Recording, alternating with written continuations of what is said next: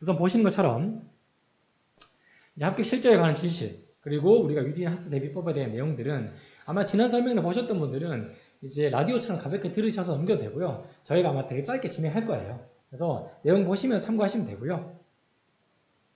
자, 우리가 UD 클래스를 진행하고 있는, 그리고 UD 강좌하시는 분, 그리고 지금 이제 하스 수업하는 제가, 하스 같은 경우는 ISE랑 시험 내용 같다는 거 꼭 기억하실 필요가 있고요. 참고로 이제 이해하셔야 될 부분은 UD 안에 이번에 10명을 뽑게 되는 생명과학공학의 경우에는 영어로 시험 문제가 나오지만 하스가 진행되는 이제 학생부 종합전형 국제형 국내고의 경우에는 하스든 ISE든 시험 문제가 같다. 이 부분 좀 기억하시면 되겠고요. 우리가 좀 봐야 될 부분 중에 하나가 지난 합격 실적. 자, 지난 6월 20일 날 저희가 설명해서 말씀드렸던 것처럼 합격 실적 또한 우리가 전국에서 상위권을 가지고 있다. 이 부분들도 설명을 드렸고요. 그리고 지금부터는 웨트 선생님께 설명하시는데 아마 6월 20일 내 저희가 설명드렸던 내용보다는 또 많이 개선된 부분들.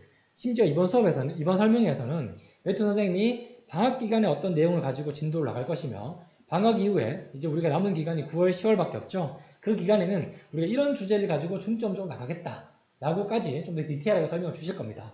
자, 지난 설명회가 학생들이 가장 많이 하는 실수들, 그리고 우리가 이런 것들을 면접의 강좌를 통해서 어떻게 바로 잡아주겠다에 관한 내용이었다면 지금은 좀 더 디테일하게 이제 곧 실전 면접 수업을 해야 되고 앞으로 3개월 앞으로 나가온 시험에 대해서 우리가 가르치는 부분이 무엇이다. 그리고 이것이 지난해와 마찬가지로 지금까지 시험에 나왔고 우리가 전국 1등의 실적을 유지할 수 있는 이유다라는 것들을 좀 더 상세하게 설명드릴 겁니다. 그래서 지금부터는 웨트 선생님 모시고 자, 우리 KNS 학원이 2023학년도를 준비하는 학생들을 위해서 이번 여름 시즌 그리고 가을 학기에는 어떤 식으로 내용을 가르칠지에 대한 것들을 좀 더 상세하게 설명드리도록 하겠습니다. I think I've been introduced. So I think the first thing I will talk about, and I'm going to talk about this relatively briefly because there are other videos where I go into more depth about what the actual interview is. And do be reminded you can actually find the actual interview sets online, and you can take a look at what they're actually like. The first thing I'm going to say is that you cannot predict what will be on a UD interview set. We're surprised every single year about what they're going to use. And I know there are some places that say, oh, we think we know what it's going to be this year, and they have special classes to prepare for that. It's not possible. I'm always kind of pleasantly surprised. But one thing I can say is it's always two complex reading passages that are philosophical in nature and ethical in nature and political in nature and quite sophisticated. They can be fiction or nonfiction. Always have reflective questions, critical thinking questions, and basically they're asking the interviewees to make sense of the passage and connect it into a wider body of philosophical and political thought. In many ways we can think of the interview as an extension of the personal essay process. So it's basically, because it's an English department, it's seeing, are the students ready to not only deal with the concepts that they have to deal with, but also be able to communicate about them effectively.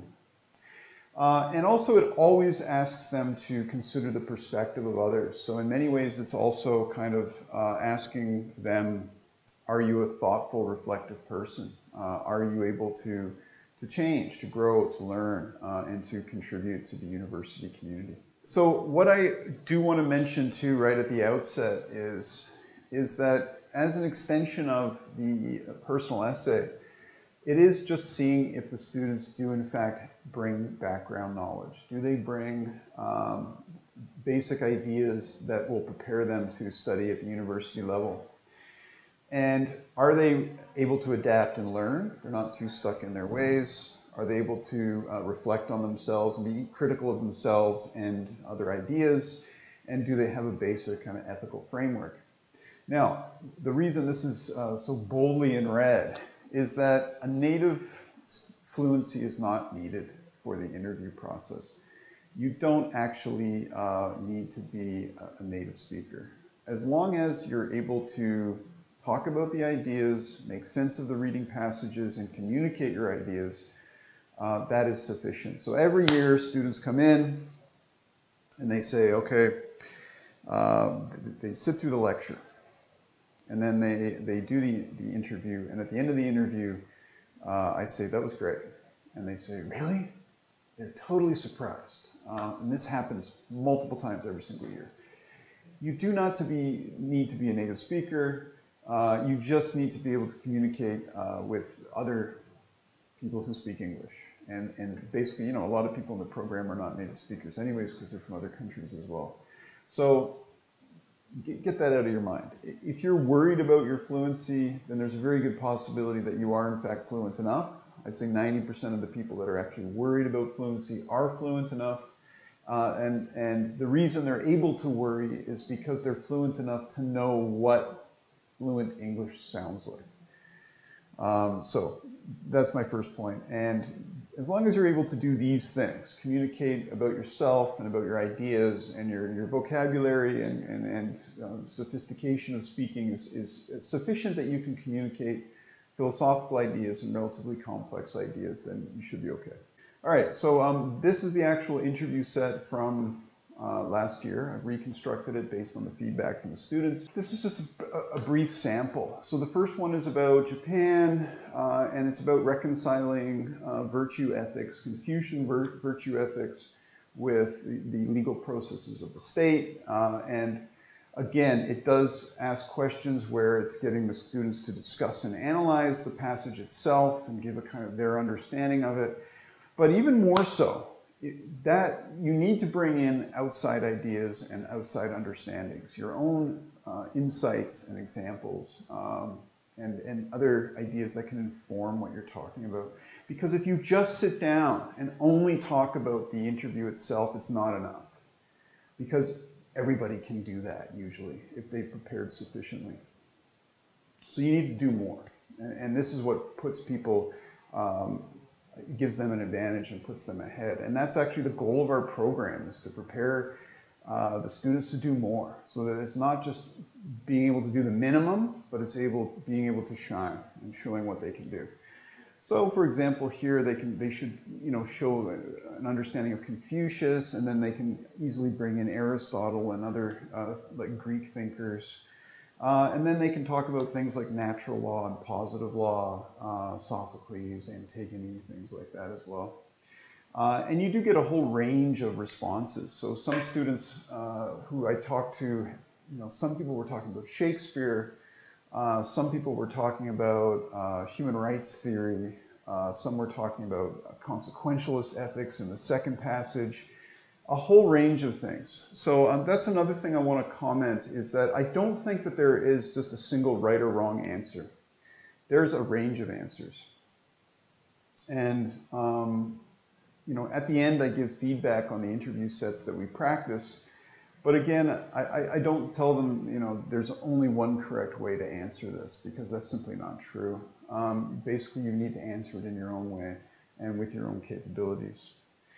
And again, the second passage deals with essentially what is consequentialist ethics, so modern viewpoints on punishment and law and that kind of thing, and the tension between consequentialist and deontological ethics. And again, a range of questions. I think one of the things that surprised the students last year was the number of questions. And so, in fact, and this is a good thing, many of the students were saying, I had so much to talk about, but I had to compress it into only 5 minutes. And of course, that's a great thing. So that means that the interviewees are just kind of picking and choosing what it is that they want to talk about. And so, yeah, I was, and every year, the students from our program, when they come out of the interview, they call me, they're very excited and feeling very confident and good about what happened. So that, of course, is a good thing. So this is just a sample of our passages. So we do use a whole range of different passages. I think I have over 100 of these. They are tied into the lecture material. So they are directly connected to what we're talking about in the class and what we've read about for the class. So the students are able to utilize the ideas that we've already been dealing with. They do build on each other. So, different interview sets practice different skills. Some are really complex reading passages, so it challenges the students' reading skills. Others ask different types of questions, some more reflective, some more logical. And it also imitates the various kinds of questions that have come up in the interview process. Again, practicing the different things that the actual interview asks for. And again, you can see this very quickly here. So this one asks you to sort of summarize and explain the passage, but then it asks you to provide arguments and evidence to refute the passage. And again, this came up 3 years ago with an Aristotle passage where the students were asked to support and then refute. And again, of course, we always make these sort of passage interconnections because this almost always comes up in the interview process. I think there was only maybe 2018 was the only year that it didn't ask them to actually talk about the relationship between the passages. And again, questions that ask you your personal ideas to bring in your own thoughts about it. And then some of the passages are actually designed to be almost too hard to read. And again, this is part of the training process of getting ready for the interview, because that could in fact happen to you, that you come in and you just can't, under pressure, you're not able to fully make sense of what the passage is about, in which case you have to read it, make the best sense you can of it, and then give a response. So so not only is it preparing the students for different situations and different types of questions, but it's also preparing them for worst case scenarios, such as not being able to actually deal with what's been put in front of them. And this, of course, contributes to confidence. I am confidence building. I do interview the students personally. I coach them. I work on their strengths and weaknesses. But also I'm just giving them a lot of practice so that they can go into the interview process feeling confident, feeling like I've dealt with all of the different types of passages and comments and I can handle it. And I do believe that when they finish the program and they actually go into the interview, they do actually feel quite confident because they've dealt with so many different topics, so many different types of questions that their confidence is fully built. So I'm going to go briefly over what we do in the program. So this is our summer program, and the way I've designed the summer curriculum is to in fact give the students all the foundational background knowledge that they need. And in many ways, I'll be dealing with consequentialist ethics and the social contract and Kantian ethics and that kind of thing. And I think without a basic understanding of these going into the interview, you would be at a significant disadvantage because the interviewees constantly use people like Kant, Bentham, John Locke. They're always using these kinds of philosophies. So if the interviewee is not familiar with them, it's kind of, they're basically hamstringing themselves. There's no reason not to be familiar with them. So at the very beginning of the book, I do in fact have these kinds of writing questions, which I typically give to the students when they're in downtime between prepping for interview practice or the lecture. So typically we have a lecture around an hour, sometimes longer. They do practice 2 interview sets, prepare and present. And then when there's time in between, I have them working on these writing questions. And they're very, very vague, kind of abstract type questions. How do we know how to make good decisions? I mean, super vague. And this is part of the exercise because we're actually not just preparing them for an actual test, we're actually sort of preparing them for a kind of thinking. And they need to be in this kind of abstract philosophical frame of mind so that they're able to read the passages, read the questions, and think in that abstract way. So essentially, the writing questions themselves, we do look them over and give some feedback after the class and return it in the next class. But that doesn't actually matter. The important thing here is that it's just the exercise of thinking in this abstract kind of way and coming up with concrete responses to abstract ideas and arguments. So I do have a massive list of these, and I assign them every class. And I do, in fact, I think I give them 2 usually. And I do make sure that it's connected to what we've been talking about in the class as well. And this is a quick sample of what the articles look like. I do run the interview lectures and the class itself as almost like university lectures. So you read an article ahead of time. So Introduction to Ethics, for example, normative ethics. You work through these. You then also work through questions that sort of make sure that you're looking at the articles in sufficient depth. And just like a university course, you do this pre-reading, and then the students come in and I lecture on the topics that they've read about. And I also, it's not a reading class, so I'm not actually working through what the students have read. I'm not working through these questions. My lectures are original lectures where I'm just expounding on the topic and the ideas that are involved. Because I simply can't follow a single reading passage, because when I'm teaching these kinds of ideas, I'm talking about the interrelationship of all the ideas as well. And not only that, but I'm connecting it to current issues to illustrate it. And in that sense, I'm modeling interview answers. I'm modeling academic language. I'm modeling the way we construct arguments and the way the students should be constructing interview responses. So yeah, it's definitely not like let's sit down and work through this or go over your answers to these questions. I do address the topics that are in the articles, and I do address the answers to these questions, but not in a direct way. So there's ethics. I also use a number of articles from the DK politics and philosophy books, because they give excellent, simple articles. In fact, they're almost too simple. So I think, again, this is where the lecture component comes in, because really I have to help them make sense of these because of the simplicity of them. But they're a great introduction to the ideas, to remind the students of a lot of these things that they've already learned about. And again, answering the questions, thinking about the issues that the philosopher's dealing with. Then they come to the lecture and I put it into perspective, and I elaborate on it and connect it up to all the different ideas and explain the more complex parts of it as well. So, and it's not just that. So every year, I've been teaching this for 10 years.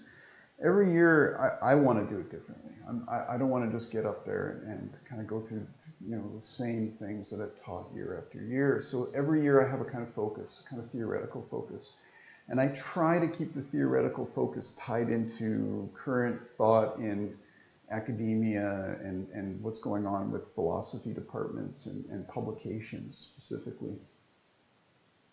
So I think last year I was very heavy on social contract, because coming out of COVID, there were a lot of publications coming out in philosophy departments, like Purdue and Notre Dame has a large philosophy publishing department, and they were putting out a lot of books about John Locke, the social contract, utilitarianism, because in COVID there was this incredible, interesting philosophical debate going on between consequentialist ideas and ideas about freedom and this tension, and it's a fascinating subject. So I saw those publications coming out, and I thought there's a very good possibility something like this could come out on the interview set. I'm not trying to predict, of course, but and it did. The things that they ended up talking about were relationships about law and the state and consequentialists and human rights and freedoms and that sort of thing. So, but also that's just to make it more interesting for myself as well. So that was last year. I think the year before that, I was dealing with protest movements. We were in the middle of COVID. There was the Black Lives Matter movement. And there was all kinds of different protest movements going on around the world, so that kind of informed that particular year. This year, I'm going to use this book that I've started reading recently called The Dawn of Everything, A New History of Humanity. This came out late last year. And essentially what it is well, it's a new history of humanity. It's written by David Graeber, who is an anthropologist at the London School of Economics, and David Wengrow, who is an archaeologist. And basically what they're doing is they're kind of looking back on history and kind of looking at it in a kind of different way, a new critical perspective on it.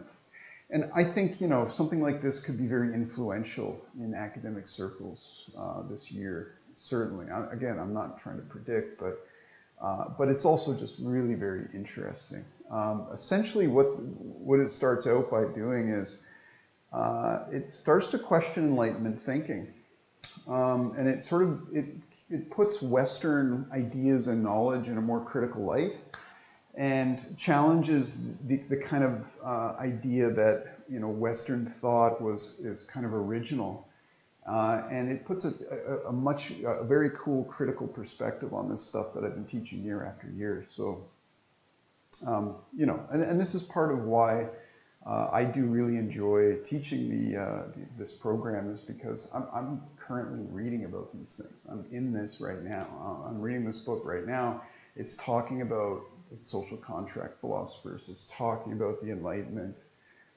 So yeah, I'm very much interested in these topics. I'm not just pulling out these subjects for the season, but actually I'm involved in it. So how do I go about this? So again, I'm not just teaching things in isolation. I'm talking about these things in relationships to each other. And so we have to begin with classical philosophy. The reason for this, first, is that Aristotle, Confucius last year, Aristotle 2 years ago, or maybe, yeah, and Mencius like 5 years ago, all three of these guys have directly come up on interview sets. So I do want to make sure the students are very comfortable with dealing with their ideas. But more importantly, and related to the critical perspective that I'm using this year, essentially the argument that they're making is that Northern Europe was a kind of provincial backwater of intellectual thought, that it was essentially trapped in this kind of classical philosophical way of thinking for about 1,000 years, that it wasn't keyed into the thinking going on in the rest of the world, and that Northern Europe was in fact sort of seen as this kind of weird, isolated place that wasn't really part of the kind of the global conversation. And what Graeber and Wengrow then go on to argue is that the Enlightenment was not a flowering of genius of Europeans, that it wasn't suddenly Descartes and Hobbes and Kant and Adam Smith coming up with these brilliant new ideas, that in fact it was a product of the age of exploration, that as things had opened up and Europeans began exploring different parts of the world, they were getting connected to new ideas. And as they became connected to new ideas, they began to question the old and not only draw from the new ideas that they were experiencing, but just have the freedom to question what in fact was going on and what the assumptions they had, such as with the great chain of being. And so it's a totally very more creative take on what the Enlightenment actually was, as more as a kind of rise of globalization. As you know, we were spreading out and connecting to the age of exploration and mercantilism, that all of a sudden all these new ideas were coming back. You know, Marco Polo's going to China. Vasco da Gama is going down to, you know, India and other places like this, and all these people are going out and picking up these ideas and bringing them back to Europe, and this results in this incredible intellectual stimulation in the West. But even more than that, and this is where I get really excited, is the social contract theory. So what Graeber and Wengrow essentially argue here is that these guys like Thomas Hobbes and John Locke and Rousseau that when they're coming up with the social contract theory, they're not coming up with kind of new radical ideas about how we understand society and the relationship of individuals to the government and the state and why we live in these kinds of social orders, that in fact they were responding to criticisms from indigenous peoples in North America and South America. And so you get this really interesting idea that, you know, these Native Americans were looking at European society and saying, you guys are not free. You're not happy. The way we live is we have way more freedoms.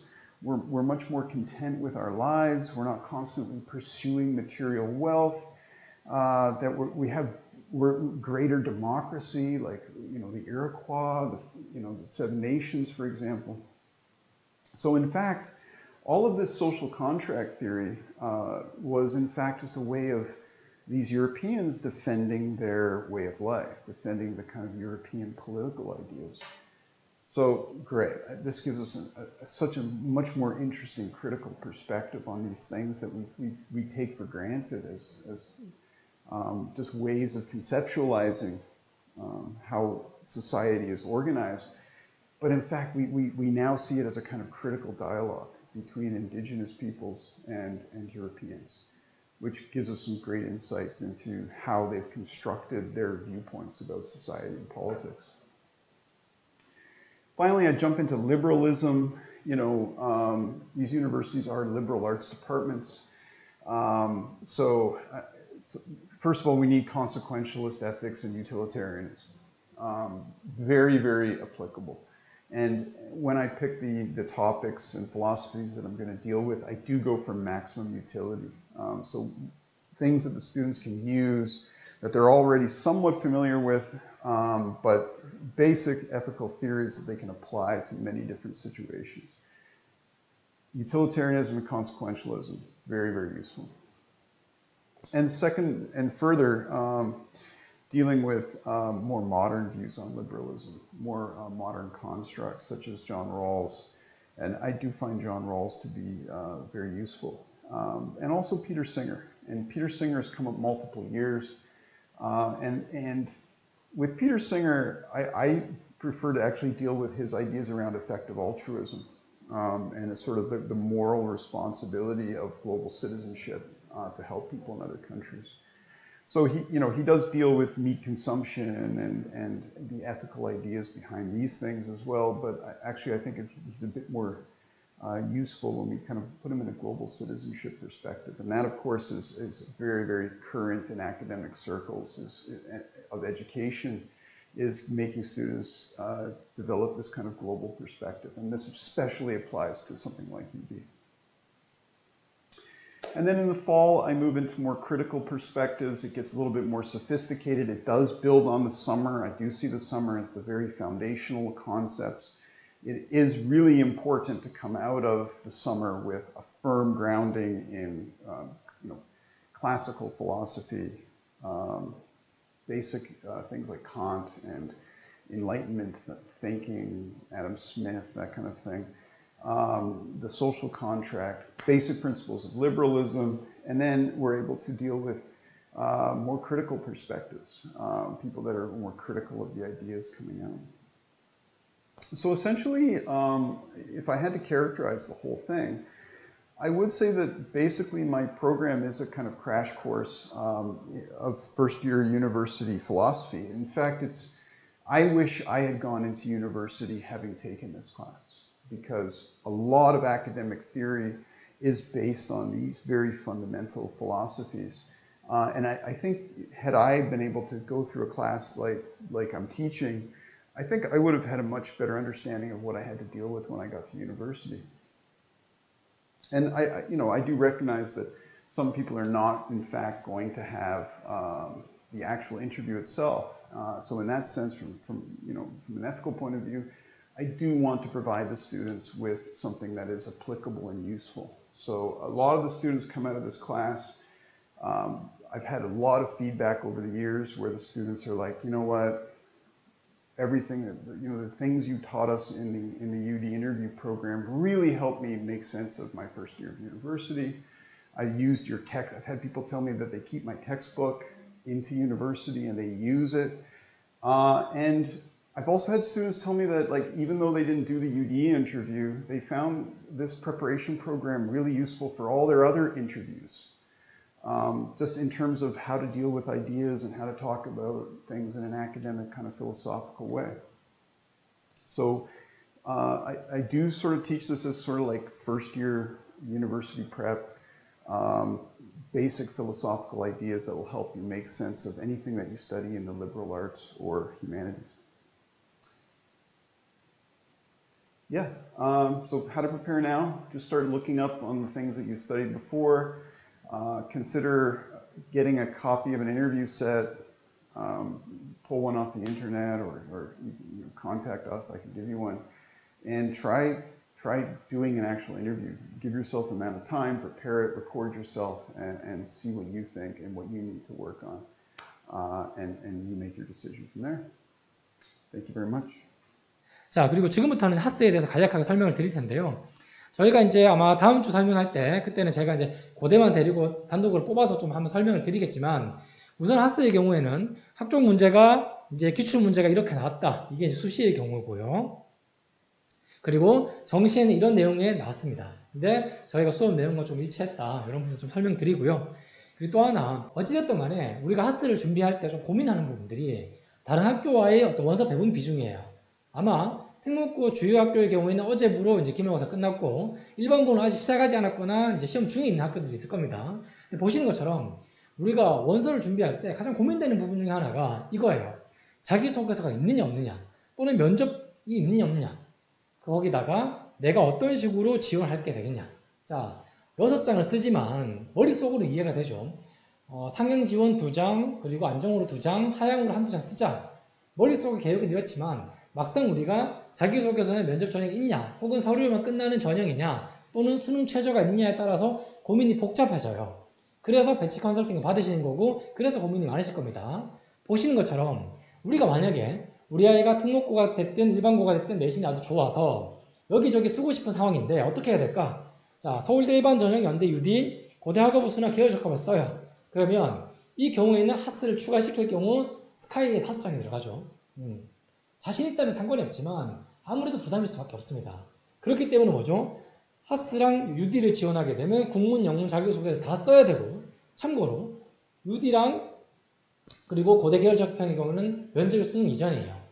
또 하나, 우리가 학업부스랑 연대 하스는 면접 시험일이 수능 다음 주 토요일로 갔죠. 그런 부분들. 그래서 밑에 보시는 것처럼 또 어떤 경우, 자, 서울대 일반과 UD 쓰고 하스 쓰고 고대는 계열적합형만 쓰겠다. 그래도 우리가 연대 하스를 지원하게 되면 두 과목 5등급에 영어 1등급, 한국 4등급 수능 최저 맞춰야 되잖아요. 이게 또 부담인 거예요. 세 번째 경우 보실게요. 서울대는 안 쓴다. 그래서 UD 하스 쓰고 고대 계열적합형이나 서강대 성대를 가겠다. 자, 학번에 따라서 내용은 좀 이제 고민하시는 부분은 다 다르겠지만, 그러면 성대는 어때요? 성대 그냥 뭐 글로벌 경영을 써도 괜찮을까요? 저희가 전화 상담이든 뭐든 설명을 드릴 때 이런 얘기를 해요.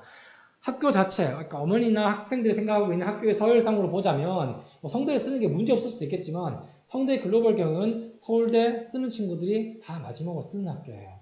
그러면 이게 학교가 어떻다 이런 걸 떠나서 나와 같은 우리 아이와 같이 경쟁하는 아이들의 수준이 성대를 안종으로 쓰느냐, 성대를 하향으로 쓰느냐가 다 몰려있어요. 그거 알 수가 없죠. 그렇기 때문에 이 부분은 성대 정도는 되겠지라고 그냥 쓴다는 거는 조금 고민하셔야 됩니다. 네. 그래서 이 조합에 대해서 한번 설명을 드렸고요. 그리고 마지막 경우 보실게요. 학업부 수형을 쓰고 고대 계열 적합형, 고대를 2장 쓰고 연대 하스 1장을 쓰는 거예요. 그리고 서강대나 성대를 써요. 자, 우리가 가장 먼저 고민해야 될 부분, 서강대는 모집 단위가 작으니까 그걸 유럽 문학을 쓸지 영어 영문과를 쓸지 중문과를 쓸지, 우리 아이 전공어가 영어니까 영문과를 쓸까 유럽을 쓸까? 근데 모집 단위가 적으니까 또 고민이 되겠죠. 성대는 아까 제가 말씀드렸던 것처럼 글로벌 경영은 서울대 쓰는 애들 다 쓴대 라고 하면 또 고민이 되겠죠. 근데 중요한 부분은 뭐죠? 자, 학업부 수형을 씁니다. 고대는 자기소개서가 없기 때문에 패스하고, 자기소개서가 들어가는 부분들이 지금 성대랑 하스가 있겠죠. 그런 부분도 고려하셔야 되고요. 또 하나 하스는 이제 아시는 것처럼 4합7이죠. 4합7. 자, 올해 모집 요강에 4합7로 나와 있잖아요. 그러면 이 수능 조건이 빡빡하기 때문에 만약에 계열 적합형을 통해서 쓴다면 이게 수능에 영향을 주지 않을까? 왜? 자, 수능이 목요일이고요. 수능 전주 토요일날 우리가 고대 계열적 합평 시험 봐요. 잘 보면 잘 보는 대로 기분이 들뜰 수 있고 못 보면 못 보는 대로 기분이 우울해져요. 이런 심리적인 영향과 관련이 없다면 상관이 없겠지만 이런 것도 충분히 고려하셔야 되고 특히나 고대 계열적 합평을 쓰시는 경우는 자, 수능 최저도 없다. 자기소개서도 없다. 그러니까 쓴다. 이런 마인드는 누구나 가질 수 있죠. 또 하나 연대와 달리 고대의 경우에는 국내고 해외고 가리지 않습니다. 자, 연대는 우리가 특기자 전형에서 UD는 국내고 학생들만 지원했고 하스도 학생부 종합전형 국제형 국내고 트랙으로 따로 뽑죠. 해외고 검정고시는 30명만 따로 뽑습니다. 근데 고대 계열 적합형의 경우에는 국내고 해외고 가리지 않습니다. 그럼 뭐죠? 해외에서 높은 성적을 가진 친구들도 낼 수 있다는 거. 해외고 애들은 더 저평가되지 않나요? 그건 학교에서 공식적으로 얘기하지 않기 때문에 잘 모릅니다. 게다가 저희가 뭐 특례도 하고 해외 쪽 학생들도 상담을 하지만 올해의 경우에는 SAT 성적이 좋은 애들이 많아요. 지난해와 마찬가지로 SAT나 IB 점수의 인플레가 심하기 때문에 이런 학생들이 많이 들어오게 된다면 그건 우리 아이가 나름 열심히 학교 생활 기록부를 관리하고 또는 내신 조건을 유지했다 하더라도 장담할 수가 없는 상황이 될 수 있다는 거. 고대 계열 적합형을 지원하실 때 고려하셔야 될 상황 중 하나라는 거 꼭 주의하시고요. 그리고 하스의 경우에는 포괄적이고 모호한 자, 교과목이 생활윤리도 가능하고 윤리사상도 가능하고 심지어 우리 교과 과정에서 배우지 않는 심리학도 나올 수 있다는 거. 이런 부분도 참고하셔야 되고요. 그리고 자, 내신. 이제는 많이 바뀌었습니다. 재작년까지만 해도 당연히 UD가 더 높죠. 예, 근데 지금 그렇지가 않죠. 우리가 뭐 하스의 경우에 따라서는 취업과의 연계 그리고 전공 선택의 다양성 때문에 하스를 지원하는 친구들이 많고 특히나 지금 보여드린 이 표가 우리가 대학 교육협회에 나와 있는 소위 학교별 컷에 내신 컷에 대한 자료를 가지고 왔는데요. 자, 보신 것처럼 하스의 경우에는 모집 인원에 비해 50% 컷이 3.05 그리고 70% 컷이 3.3. 자, 특목고 학생들이라면 이 내신을 굳이 곧대로 믿을 수가 없죠. 왜? 이 정도 내신의 경우에는 하스를 지원하지 않는 경우들이 더 많으니까요. 이건 뭐냐면 하스를 지원한 모든 학생들의 합격생들의 전체 내신을 이제 평균한 거예요. 그러면 일반고가 많은지 특목고가 많은지 알 수도 없고요. 다시 말해 모집단의 질에 대한 문제입니다. 그래서 단순히 숫자만 보고 판단하기 어렵다. 그렇기 때문에 질문하신 내용들이 뭐죠? 자, 유디는 일반고 잘 안 쓰니까 우리 아이 괜찮을까요? 이것도 장담하기 어렵고요. 또 하나 우리 아이는 내신이 좋은데 걱정 없겠죠. 자, 전화상담 때 제가 여러 번 말씀을 드렸지만 내신만 가지고 판단하기 어렵다는 부분들 꼭 기억하셔야 되고요. 그리고 아시아과는 내신 컷이 낮다. 보시는 것처럼 아시아과는 3.38, 3.43이잖아요. 하지만 주의하셔야 될 게 뭐라고요? 모집 단위가 107명에 비해서 20명. 너무 적습니다. 너무 적기 때문에 내신이 낮다 하더라도 장담할 수가 없습니다. 자, 그래서 우리가 강좌에서는 뭐 이런 식으로 관리하고 학생들을 채우고 있다. 그리고 지난해 실적 이렇다. 그리고 올해 UD와 하스의 경우에는 자, 보시는 것처럼 UD는 114명, 그리고 하스는 생명과학공학은 10명, 이과지만 영어로 면접 보고요. 재심을 다릅니다. 그리고 하스, ISE, 그리고 ASD, 아시아구죠. 모집단이 이렇다. 아시는 것처럼 UD는 수능 최저가 없이 면접 비중이 40%. 하지만 하스의 경우에는 수능 최저 5등급, 한국사 4등급, 영어 1등급. 영어 1등급 중요한 포인트입니다. 아까 몇몇 전형, 아까 전형에 대해서 원서 조합에 대해서 말씀드렸지만 보시는 것처럼 UD의 경우에는 10월 29일날 면접이고요. 학교에서 말한 공식적인 면접 1차 발표 일자는 24일. 하지만 지난해 기준으로 말씀을 드리면 전주 금요일인 21일날 미리 발표할 수도 있다. 그리고 11월에 넘어가서요. 계열 적합형이 자 12일날 시험이죠. 면접이. 그리고 그 다음 주 수능을 보게 되고 수능 다음 주에 하스랑 고대 학업우수의 면접이 겹칩니다. 자, 면접이 겹치니까 걱정돼요 라고 말씀하시기 전에 아까 처음에 성서님께서 고대는 지원 학과에 따라서 오전에는 무슨 학과가 오후에는 무슨 학과가 면접 본다는 것들을 요강을 통해 다 확인하실 수가 있죠. 참고하시고요. 그리고 두 개 다 쓰신다 하더라도 자 어느 학교의 면접이 빨리 끝났냐 또는 올해 면접이 어떤 식으로 진행됐냐 이건 원서 접수를 해야지만 학교에서 알려줄 거예요. 그리고 1차 합격자가 발표가 나게 되면 이제 면접이 끝나고 빨리 갈 수 있습니까? 아니면 이걸 퇴실입니까?에 대해서도 안내를 해줄 겁니다. 그때까지는 기다리실 수밖에 없죠. 그래서 원서를 쓰시는 단계에서는 시험 일자가 같은데 우리가 어떻게 해야 되죠? 이런 고민은 잠시 내려놓으셔도 된다는 거 꼭 기억하실 필요가 있겠습니다. 자, 그래서 올해 강좌 일정에 대해서는 저희가 학원 홈페이지나 또는 네이버 카페를 통해서 여러 번 설명을 드렸으니까요. 참고하시면 될 거고요. 그리고 카카오톡 검색을 통해서 카톡으로 문의하시면 저희가 빠른 시간 내에 답변을 드릴 수 있으니까요. 필요하신 부분들, 궁금하신 사항들 있으면 질문 주시면 감사하겠습니다.